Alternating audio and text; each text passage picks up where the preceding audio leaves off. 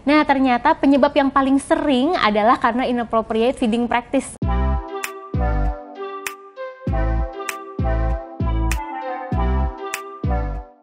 Halo semuanya, saya Mayata Hanindita dan saya siap untuk menjawab pertanyaan dari ibu bapak semua hari ini.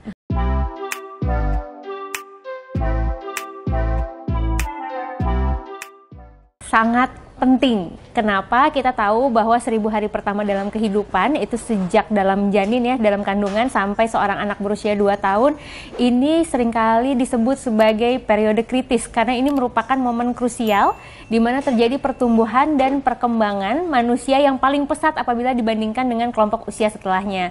Nah, dalam 1000 hari pertama tentu pada saat janin itu adalah nutrisi ibu hamil ya.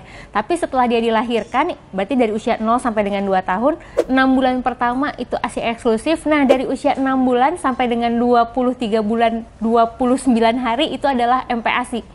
Ini yang harus dicermati supaya kita kan inginnya pasti anak-anak kita bertumbuh dan berkembang optimal. Ya pastikan fondasinya ya optimal juga.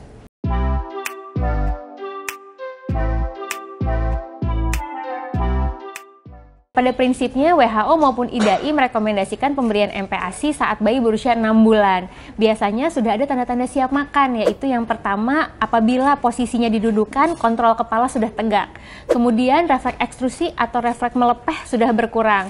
Selain itu juga bayi tampak lapar terus walaupun sudah disusui secara konsisten misalnya 8-10 kali per hari.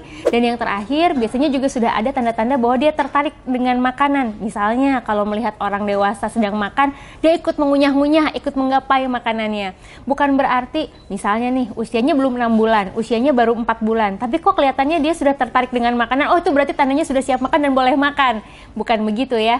Tetap rekomendasinya adalah memberikan MPASI saat bayi berusia 6 bulan. Walaupun memang ada beberapa kondisi di mana bisa saja dokter mengadviskan pemberian MPASI ini sebelum 6 bulan, di atas 4 bulan, tapi harus ada indikasinya dan harus atas advis dokter. Sekali lagi, hanya atas advis dokter dan harus ada indikasi, ada tanda kesiapan makan yang sudah dievaluasi oleh dokter.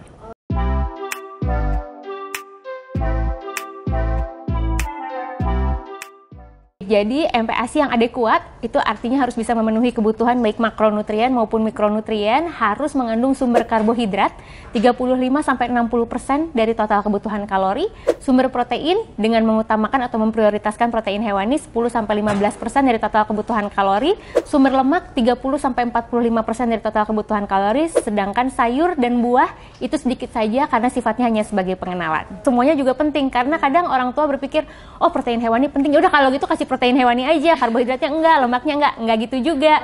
Semuanya penting, harus lengkap dan seimbang sesuai dengan porsinya. Untuk protein, prioritaskan protein hewani.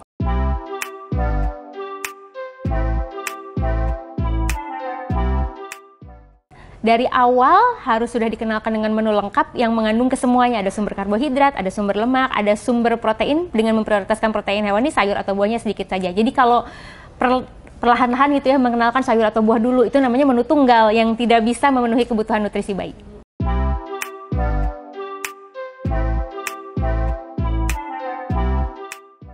Kalau dari usia 6 sampai 8 bulan, jadi mulai dari pertama kali MPASI ya, itu dimulai dari bubur halus cukup kental yang ditingkatkan perlahan konsistensi kekasarannya.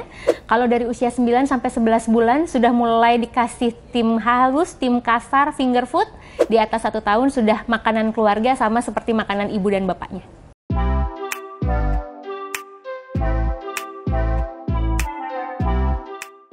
Kayaknya harus menyamakan persepsi dulu bahwa GTM atau gerakan tutup mulut ini adalah bukan istilah medis ya. Jadi memang GTM ini yang buat adalah ibu-ibu sendiri gitu untuk merujuk kepada kasus anak yang susah makan.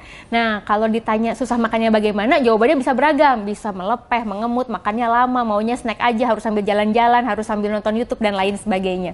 Ada satu penelitian yang pernah dilakukan multicenter oleh IDAI yang meneliti anak-anak usia 1-3 tahun yang dilaporkan oleh orang tuanya susah makan. Nah, ternyata penyebab yang paling sering adalah karena inappropriate feeding practice atau praktek pemberian makan yang kurang tepat. Jadi tidak mengikuti aturan makan.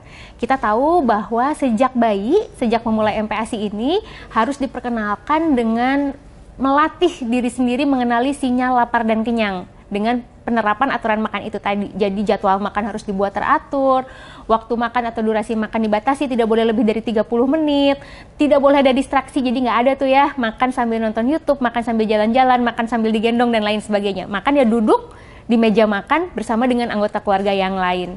Yang paling sering adalah itu. Tapi ada juga beberapa penyebab lainnya, misalnya ada kondisi medis yang menyertai.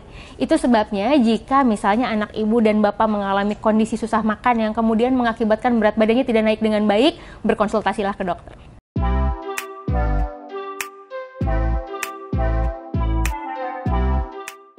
Nah, ini juga adalah warning gitu ya untuk orang tua, jangan memberikan makanan yang dipotong kecil yang tidak, seperti misalnya gini, kadang dikasih anggur tapi tidak dipotong-potong karena bayi masih kesulitan untuk mengunyah sampai benar-benar halus, sampai benar-benar kecil, akhirnya tersedak.